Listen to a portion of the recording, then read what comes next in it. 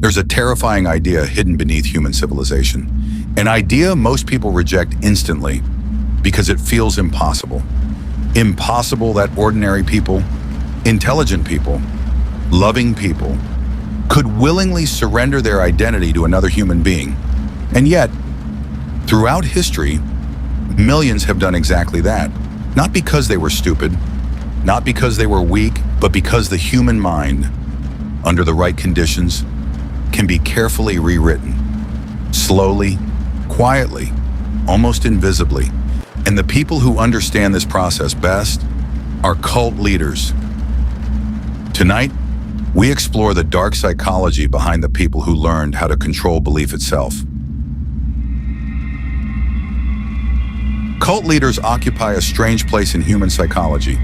They are both fascinating and deeply disturbing, not simply because of what they do, but because of how easily they do it. Many cult leaders begin exactly the same way, not as monsters, not as obvious villains, but as charismatic figures offering something painfully human: meaning, belonging, purpose, certainty. In times of fear, confusion, loneliness, or social instability, these promises become extraordinarily powerful. And this is where the manipulation begins. Because cults are rarely built on force alone.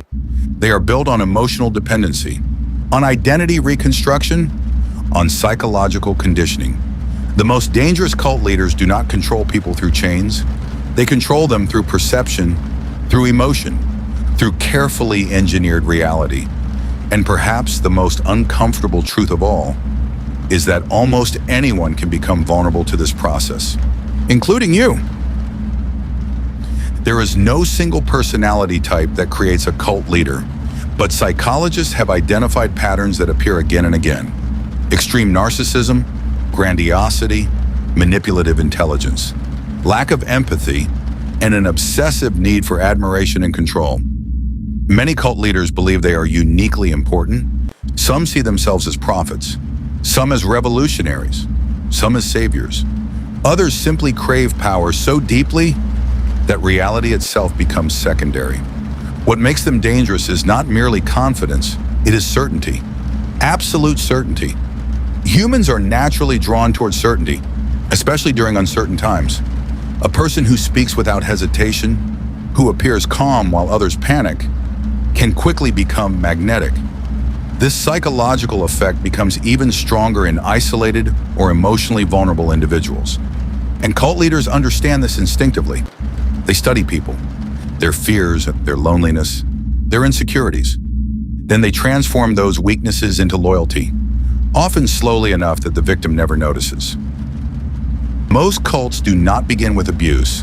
They begin with affection. Psychologists call this love bombing, an overwhelming flood of emotional warmth and validation. New members are made to feel extraordinary, special, chosen. For someone who feels invisible, this experience can feel life-changing. Humans are social creatures.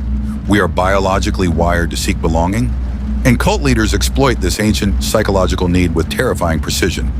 The new recruit is praised constantly, surrounded by attention, accepted instantly. The group begins to replace the outside world emotionally, and gradually, the individual starts attaching their identity to the collective. At this stage, the cult does not yet feel dangerous, it feels safe, which is exactly why it works. One of the most disturbing aspects of cult psychology is how slowly identity disappears. Not overnight, not dramatically, but through repetition. Small behavioral changes, language changes, daily rituals, isolation from outsiders. The human brain adapts remarkably quickly to new environments, especially environments that reward conformity. Members are encouraged to think collectively, to distrust criticism, to avoid negative influences. Family members become threats, friends become enemies. Outside information becomes dangerous. Eventually, the group becomes the only accepted source of truth. Psychologists refer to this as thought reform, a systematic process where independent thinking is gradually replaced by group-approved belief systems. The individual begins monitoring their own thoughts, questioning themselves before questioning the leader. And over time, many lose the ability to distinguish personal identity from group identity altogether. There is a persistent myth surrounding cults that only unintelligent people join them. This belief is not only inaccurate, it is dangerously comforting because it creates psychological distance. It allows people to believe, that could never happen to me.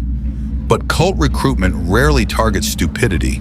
It targets vulnerability, a period of grief, a search for meaning, emotional isolation, identity confusion, financial instability, relationship breakdowns, moments where a person feels disconnected from themselves or society. And intelligent individuals are often especially vulnerable to systems that appear intellectually sophisticated. Many cults disguise themselves as self-improvement movements, spiritual awakenings, political revolutions, or elite philosophical communities. The manipulation is gradual. The ideology evolves slowly, and commitment deepens step by step. This psychological principle is known as incremental commitment. People are far more likely to accept extreme beliefs if they arrive one small step at a time. Once emotional dependency is established, fear enters the system, not always openly, sometimes subtly. The fear of abandonment, the fear of losing purpose, the fear of punishment, the fear of being alone again.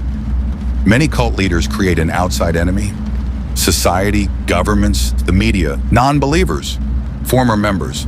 This creates an us versus them mentality, a psychological fortress. Inside, the group feels safe. Outside feels dangerous. The human nervous system becomes trapped in chronic emotional dependency, and fear dramatically reduces critical thinking.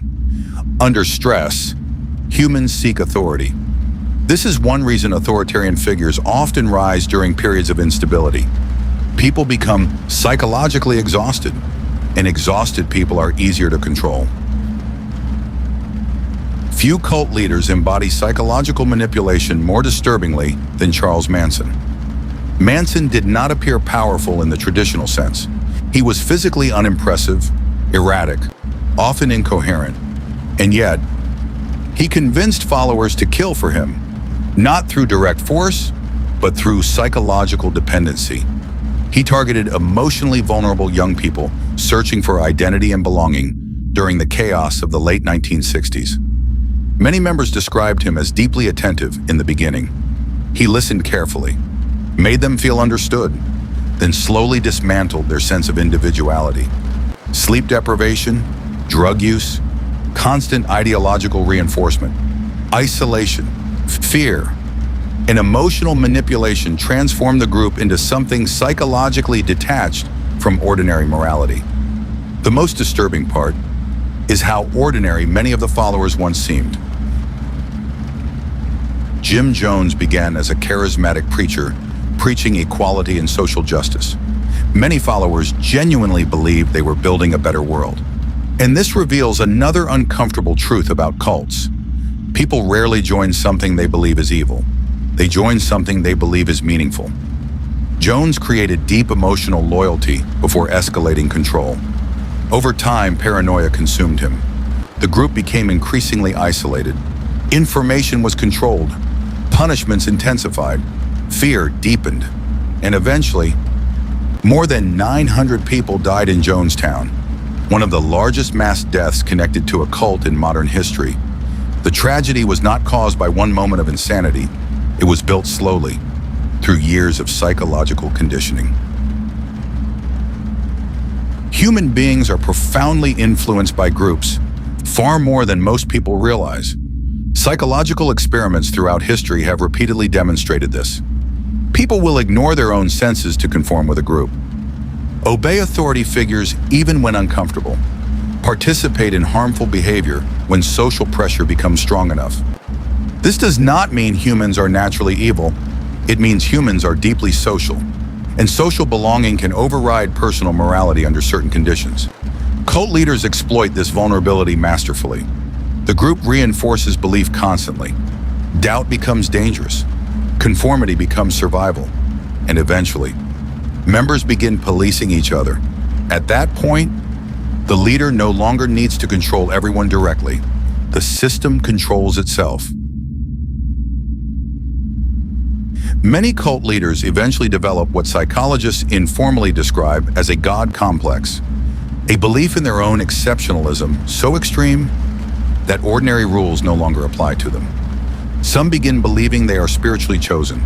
Others see themselves as morally superior to humanity itself. Power changes perception, and unchecked power changes it rapidly. When surrounded by constant obedience and admiration, the boundary between reality and delusion begins to dissolve, especially in narcissistic personalities. Criticism disappears, opposition vanishes, and eventually, the leader becomes trapped inside their own mythology. This is why many cults grow increasingly unstable over time. Paranoia escalates, control intensifies, punishments worsen, because maintaining absolute control requires constant psychological pressure. Fear becomes necessary. Former cult members often describe a deeply disturbing realization after leaving, the feeling that their previous self no longer exists. Many struggle with identity confusion for years, because cults do not merely influence behavior, they reshape reality itself. Thoughts, relationships, language, morality, memory, all filtered through the group. Leaving can feel psychologically catastrophic, like waking up inside someone else's life. Some former members describe intense guilt. Others describe grief, not only for lost time, but for the person they became while inside. And perhaps this is the darkest aspect of cult psychology, the realization that identity is more fragile than most people believe.